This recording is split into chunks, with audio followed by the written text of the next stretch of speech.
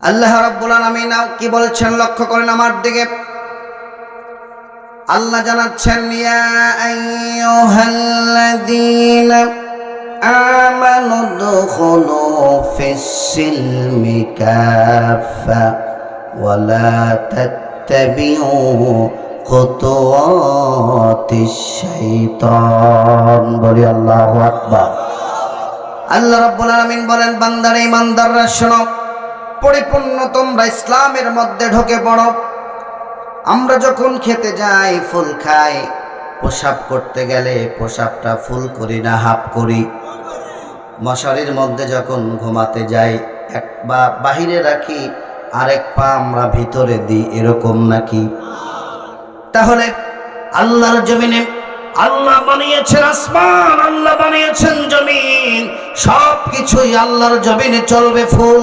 শুধুমাত্র আল্লাহর বিধান, আল্লাহর আইন মানার ব্যাপারে হাফ এটা চলতে পারে না। কথা বলেন ঠিক কিনা? তাহলে আল্লাহর বিধান মানার ব্যাপারে আমাদেরকে ফুল মানব না হাফ মানব? ফুল মানতে রাজি আছেন? আরো জোরে বলেন, কারা কারা আছেন? দু হাত তুলে আল্লাহকে দেখায়া দেন।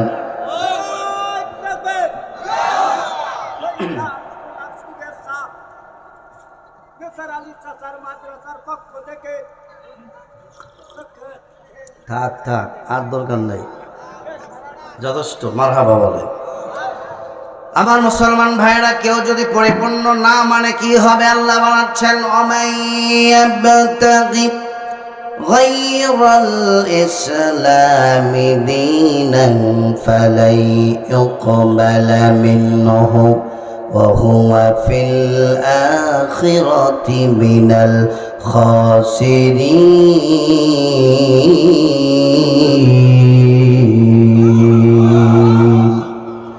আল্লাহ জানাচ্ছেন, বান্দারে ইসলামের নিয়ম নীতি ছাড়া, ইসলাম ছাড়া অন্য কোনো কিছু যদি তোমরা তালাশ করো, আল্লাহ রাব্বুল আলামিন বলছেন তা তোমাদের থেকে গ্রহণ করা হবে না। তার মানে তুমি ইসলামের কিছু মানবা, কিছু মানবা না। ইসলামকে বাদ দিয়া অন্য কিছু গ্রহণ করবা। আল্লাহ বলছেন, কিয়ামতের ময়দানে তোর যত ইবাদত আছে, যত আমল আছে, যত নামাজ আছে, রোজা আছে, হজ আছে, যাকাত আছে, আল্লাহ বলছেন তোর সব আমলগুলো আমি রব্বুল আলামিন বরবাদ করে দিব। কার কথা? আর যারা বলেন কার কথা? তাহলে ইসলাম ছাড়া অন্য কিছু তালাশ করা যাবে নাকি? ইসলামের নিয়ম নীতি বাদে অন্য নিয়ম নীতিতে চলা যাবে নাকি? কথা বলেন না কেন? আল্লাহ রাব্বুল আলামিন কোরআনুল কারীম কেন নাজিল করলেন পৃথিবীতে? বলেন, কেন নাজিল করেছে? উদ্দেশ্য কি? এই কোরআনের বিষয়বস্তু কি? বলেন, কোরআনের বিষয়বস্তু কি? কিছুই জানে না রে আল্লাহ। কোরআনের বিষয়বস্তু হচ্ছে মানুষ। কি? এই কোরআনের বিষয়বস্তু মানুষ। আল্লাহ জানাচ্ছেন, কিতাবুন আনজালনাহু ইলাইকা লিতুখরিজান নাসা মিনাদ যুলুমাতি ইলান নূর।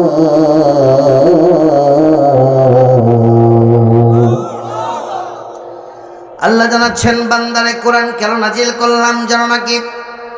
দুনিয়ার সমস্ত অন্ধকারকে নিভায়া দিয়া, অন্ধকারকে দূর করে দিয়া, আলোর পথে বের করে আনার জন্য, আলোকিত করে দেওয়ার জন্য আমি রব্বুল আলামিন তোমাদেরকে আমার কোরআন দিয়েছি।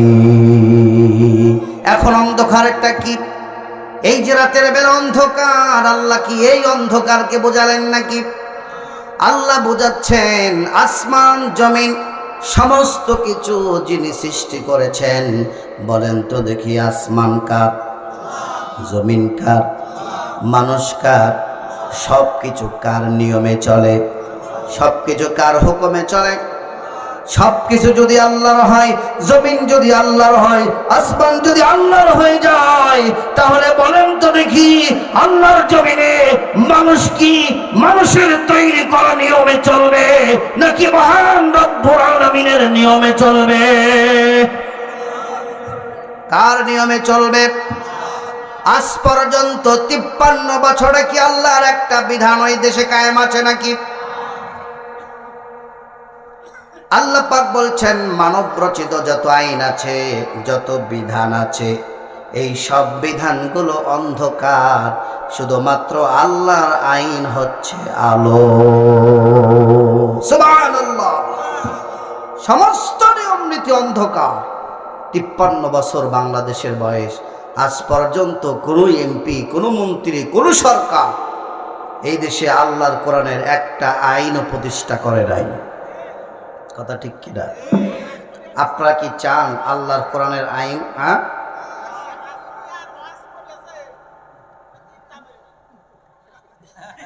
বুঝি না। হ্যাঁ, এই দেশে কত সরকার গেল এলো, কিন্তু কেউ কোরআনের আইন প্রতিষ্ঠা করলেন না। ঠিক কিনা বলে? আল্লাহ পাক বলছেন আলা লাহুল খালকু ওয়াল আনাম, সৃষ্টি যার, আইনও চলতে হবে কার? আরো জোরে বলতে হবে কার? তাহলে আজ থেকে শপথ নিতে হবে আগামীর বাংলাদেশে যারা আল্লাহর কোরআনে, আল্লাহর জমিন, আল্লাহর কোরআন সংবিধান মেনে এই বাংলাদেশটা প্রতিষ্ঠা করবে, আমরা তাদেরকে সমর্থন করব। যে আল্লাহর কোরআন দিয়ে দেশ পরিচালিত করবে না, তাদেরকে আমরা জনপিটা করব। কথা বলেন ঠিক কি? এই জমিন হলো আল্লাহ, আসমান আল্লাহর, সবকিছু আল্লাহ, আর আইন চলবে মানুষের, তা হতে পারে না। এই কাজ, এই দায়িত্ব কার? এই দিন প্রতিষ্ঠা, এই কোরআনের আইন প্রতিষ্ঠার দায়িত্ব কার? না, বুঝতেছি না আপনাদের সামনে কি ওয়াজ করব। কথা বলার অভ্যাস নাই আপনাদের, বোঝা যায় না। কে করবে এই আইন প্রতিষ্ঠা? করবে কে? এই আইন প্রতিষ্ঠা করা কি ফরজ, ওয়াজিব, সুন্নত, নফল, কোনটা? প্রমাণ আছে না নাই? আল্লাহ রাব্বুল আলামিন বলছেন, সূরার নাম সূরা শুরা, আয়াত নাম্বার 13। আল্লাহ বলেন শারা'a লাকুম মিনাদ দীনি মা ওয়াসসা বিহি নূহা ওয়াল্লাযী আওহাইনা ইলাইকা ওয়া মা ওয়াসাইনা বিহি إبراهيم وموسى وعيسى أن أقيموا الدين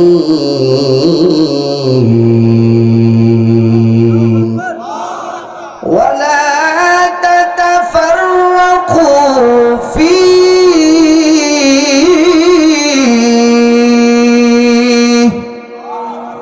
আরো জোরে বলেন আল্লাহু আকবার। আল্লাহ পাক রব্বুল আলামিন নবীকে জানাচ্ছেন, হ্যাঁ নবী, এই যে দিন কায়েম করা, এটা যে ফরজ, শুধুমাত্র তোমার উপরে আমি দিলাম না, আমি দিয়েছিলাম নূহকে, আমি দিয়েছিলাম ইব্রাহিমকে, মূসাকে, ঈসাকে, সবাইকে আদেশ করেছিলাম এই দিনকে তোমরা কায়েম করো। খবরদার, খবরদার, দিন কায়েমের ব্যাপারে তোমরা মত পার্থক্য করো না। তার মানে বোঝা গেল আল্লাহর জমিনে আল্লাহর দিন কায়েম করা নবীদের কাজ ছিল। এখন বর্তমান সময়ে যারা ইমানের দাবি করে, ওই সমস্ত ইমানদারদের দায়িত্ব হলো আল্লাহর জমিনে আল্লাহর দিন প্রতিষ্ঠার জন্য সংগ্রাম করা। কথা বলেন ঠিক কিনা? এখন দেখতে চাই কারা কারা আছেন আল্লাহর জমিন, আল্লাহর দিন প্রতিষ্ঠা করতে চান। দো হাত তুলে আল্লাহকে দেখান।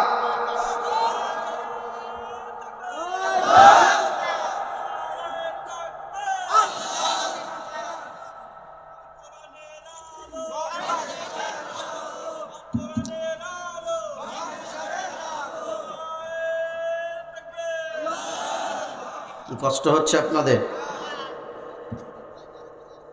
প্রিয় মুসলমান ভাইরা, বিগত বছরে আমরা কোরআনের কথা বলতে পারি নাই।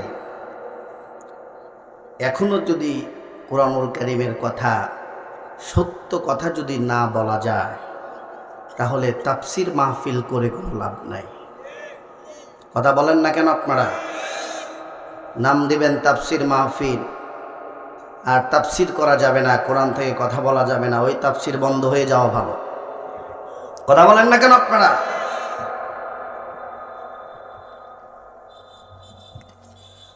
আমার মুসলমান ভাইরা, काफिर तो बातिल से दबने वाले आया से माने ही हम जो बढ़ कर चुका है तो इम्तिहा हमारा। बातिल रचित दिनेर आलोके इस्लामेर आलोके मुखेर फुৎকার দিয়ে নিভায়া দিতে, কিন্তু কাফেররা চায় ইসলামের আলোকে যাতে উজ্জ্বল করতে না পারে নিভায়া দিতে চায়, কিন্তু তারা কখনো এই দিনের আলোকে নিভায়া দিতে পারবে না। আল্লাহ রাব্বুল আলামিন তাও জানায়া দিলেন কোরআনুল কারীমের আয়াত দিয়া। আল্লাহ পাক বলছেন, হুয়াল্লাযী আরসালা রাসূলাহু বিল হুদা ওয়া দীনিল হক ليظهره على الدين كله وكفى بالله شهيدا।